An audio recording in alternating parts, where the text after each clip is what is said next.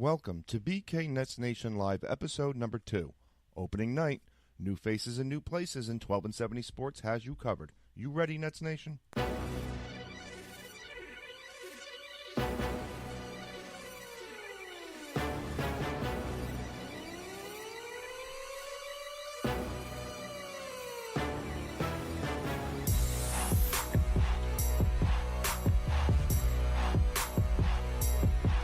Are you ready? Cause it's showtime. Now let's get it, Nets Nation. What's up, Nets Nation? Mike Hosier here for episode number 2, BK Nets Nation Live, a Brooklyn Nets podcast, along with my co-host, Mr. Daniel Rivera. Danny, what's going on, my man? What's going on, Mike? What's going on, Net fans? How you doing tonight? Opening night. You excited? You ready to get into the game we just witnessed? Yeah. Pretty I'm pumped, telling you what. but, All right, just to kind of set the scene for you, we just finished watching the Nets' opening night loss. 140-131 was the final score. We have now lost 5 straight home openers. We are now 6 in a row losing home openers on the road. And the more things change, Danny, the more they stay the same. So I'll give you the floor. Give me your initial reactions to tonight's 140-131 loss to the Indiana Pacers. well, I mean, as you can hear by the way we started, we're both kind of like befuddled because I thought we played well statistically, but visually you can see there's a lot of things we have to clean up. You know, like during our conversation before the show, we said, hey, if I'd told you the Nets scored 131 points, you sign up for it. You think, you know, you're going to win. We shot 40% from three, but you gave up 140, a lot of turnovers, a lot of closing out issues on defense. And then obviously the big injury. I'm sure we'll dive into that, but just really, really don't even know what to think. Part of me is pretty optimistic still. Obviously, it's just one game. And I saw a lot of good things, especially some individual play. But definitely a lot of things we have to clean up. I mean, just start with, where the hell's the defense? Kenny Atkinson preaches defense. Where was it tonight? What? I mean, I know what I saw, but I definitely want to get your take. Where the hell did they go wrong defensively? I mean, it seemed like from the opening tip, you just knew that this was going to be one of these outrageously high-scoring games. Yeah, I mean, what I saw was just a lot of poor individual play. We had some success in the third, where we were full court pressing, and I was pretty excited. We had a bunch of just close steals, and then when we didn't get them, they turned into some fast break opportunities for the Pacers. But just a lot of individual just not moving. There's no way to put it. I can't count the amount of times that Miles Turner had an open shot, and we didn't put bodies on guys when the ball went up, and when they got their second chance opportunities, they took advantage of them. We didn't move our feet.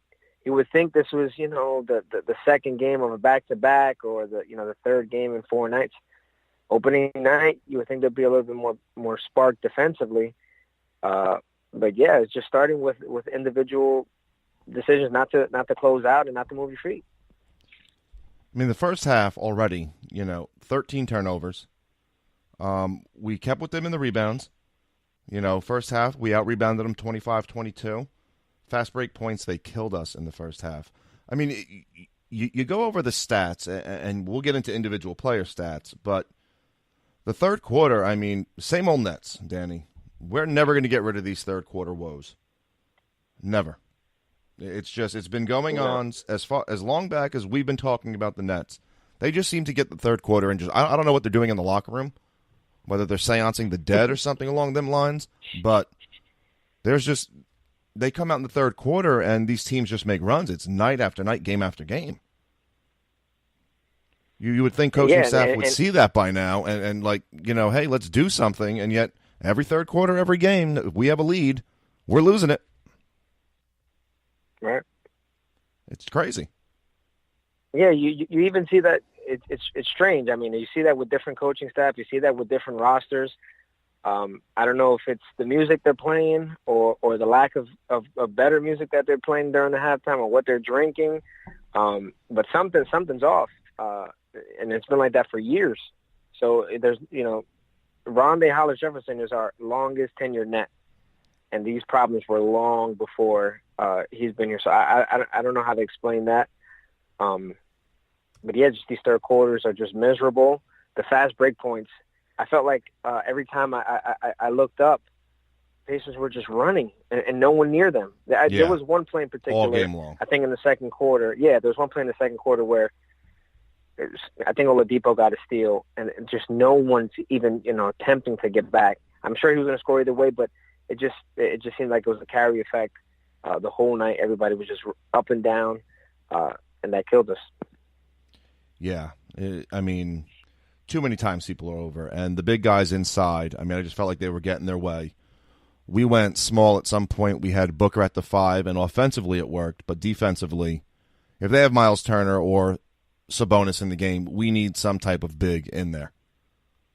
Because there's just no stopping anyone. They were just getting to the basket with ease. They were just throwing themselves at us, and it just felt like we were moving. So that kind of takes care of the defensive side. I mean, obviously there was none, giving up 140 points to a team that may have more losses than us than by the end of the season. But you look offensively, I mean, for Indiana's side, they had 8 guys in double figures. They shot about 27% from 3, about 52% from the field. And I mean, they hit their shots. And the points in the paint, they had almost 70 points in the paint. We can't do that. We're not going to win games that way. We're not. But you're going to see that all year. We're small, down low. We're going to try to play small at times. So when we play teams like the Pacers or like the Pelicans, that's just something that we have to. I mean, but that's my point. It's the Pacers. Yes, don't get me wrong. Miles Turner, he's 21, and he's already a baller. What happens when we do face the Pelicans, or we face Horford and the Celtics, or Porzingis and the Knicks? I mean, it's going to be brutal. This is why no one's giving us respect. We don't see it because we're passionate Net fans, and we think we're ready to go to the playoffs this year. But it's atrocious. I mean, I don't know who's out there. I don't know if, what's his name? Jared Sullinger is around. I'm not saying sign anyone, but my goodness. These are Pacers we're talking about. They just lost their all-star player, and they dominated us inside. It's going to be like this all year. Trust me. The only thing I can, the only thing I can think of is offensively try to, in the third quarter with 7 minutes left, we were already in the bonus, and that's the type of offense we're going to have to play to take their centers out. As much of a mismatch it is for us defensively when they have someone big, it's the same way the other way. We just have to take advantage of it. He blocked a lot of shots. He blocked Lin on a layup, and we have to. But regardless of that, it just came to me. He was making wide open shots at the top of the key. There's no explaining that. That can't happen. If you're gonna let Miles Turner beat you up offensively, it has to be down low. It can't be both. But this just feeds into what you were saying yesterday about there's no more on the block standard big. Look, I mean, all these bigs are working on these outside shots. Yeah. I mean, Miles Turner is great on the block, but now he's stepping out 15, 20 foot. I mean, he shot 3 3-pointers tonight. So just like you said yesterday, to further your point, I mean, the idea of the bigs down low, it's going by the wayside. They can now do it all. We mentioned Brooke Lopez yesterday, but they had 9 blocks tonight. 9 blocks on us. Miles Turner had 4 alone. He had a block party. He didn't invite anyone. Very upset. Very it's crazy. Thaddeus Young with 17, Bogdanovich with 14. So, all right. Nets offensively, I mean, what did you like? Who did you key in on? What did you see offensively that really caught your eye throughout the game? Offensively, the numbers are prettier than they were defensively. Russell had a big night. I mean, you're going to see a lot of nights like this where, especially in that fourth quarter, he took a lot of shots where the ball wouldn't move. There was one possession where I'm not sure who shot the three. I don't know if it was Crab or AC, but he dribbled, and then just gave it up, and we made a three, and that's great. But there was a lot of possessions where he, a lot of one and done. He wasn't moving the ball. A lot of one and done. I mean, have a lot of lights. It was like that the last few years, and it was like that with your boy D. Will too. And I was having flashbacks for a minute. But on the positive side, he had a lot of one and done. But you can see the first step. You can see, he can shoot the three. He can shoot any three. I mean, he can shoot them flat-footed. He can shoot them in rhythm. So he had a very good night. I would like to see him move the ball a little bit more. Lin had a good night. Finished with 18 points. I'm sure we'll get into the injury, but besides Russell, I think the biggest stats. Quick that I would thing like on Russell. To continue. Just quick stat. D'Angelo Russell becomes the fifth net to score 30-plus points in a season opener, and the first since Stephon Marbury in the 1999 home opener. Marbury had 39. That's the company we want him in, isn't it? Yeah, no, we want him. He had 30 points in 30 minutes, 3 rebounds, 5 assists, shot 55% from the field and 50% from 3. And what I'm reading on Twitter right now, Danny, it is not looking good for Jeremy Lin. No, there are people talking like they were talking about Gordon Hayward. Good leader. I feel sorry for him. I'm trying to get an official, like Anthony Puccio from, I think he's from the New York Post. He just put, "I am devastated for Lin. You can see how distraught he was when he realized there was something wrong. Great person, great leader." So clearly things are not looking good. No. And I'm just waiting to see the official word. But you know what?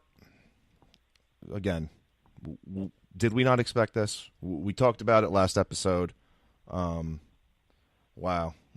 Just waiting for the official word on Lin. But let's get back. I really enjoyed watching Hollis Jefferson play. I told you this yesterday. He's a better player. He's improved. All right, his dribble's gotten better. He attacks the basket with more fluidity. And he's just a difference maker on both ends of the court. I mean, he had a few step-back jumpers I saw. I mean, definitely the shot is improved. Would you at least agree with that? Yeah, 100%. I mean, he was 8-8 from the free throw line, 28 minutes, 14 points. Really liked him. Trevor Booker. Is he not Oh, my goodness. 20 points, 7 of 10 from the field goal, 6 of 7 from 3, had 10 rebounds, double-double off the bench. Balling. Big time from Trevor Booker. And yeah. Before I get into the next guy, let me just say, Iron Eagle, please don't turn into John Sterling. This dude, Danny, he turned around, he said, "Chris with the vertical." Yeah, I heard a few things that were crazy. Then he said Quincy 3C. I saw that. I like that. What? No. Yeah. What? It was wavy. It's not lit. It wasn't 100. No. Not at all. No, that wasn't. My man. That's corny. Come on, Iron Eagle. Do not turn into John Sterling. Or I'm going to have to just tune you out and listen to Sarah Kustok, who, by the way, knows her stuff. Yeah, she was fantastic. Both on the eyes and on the court. They need to develop chemistry, which I'm sure they will. And maybe he was trying to compensate It's for no her, Eagle and Mike Fratello, but they'll get there. No. Yeah, definitely. Quincy AC, 3 of 5 from 3. Alan Crabb, 27 minutes. Didn't get the ball as much, but, I mean, 7 rebounds, 2 steals. He's one of the few players who had a plus on the positive side in the plus-minus. But, I mean, we literally had this game in every conceivable way except the score. It's really sad. you know. And these are games we have to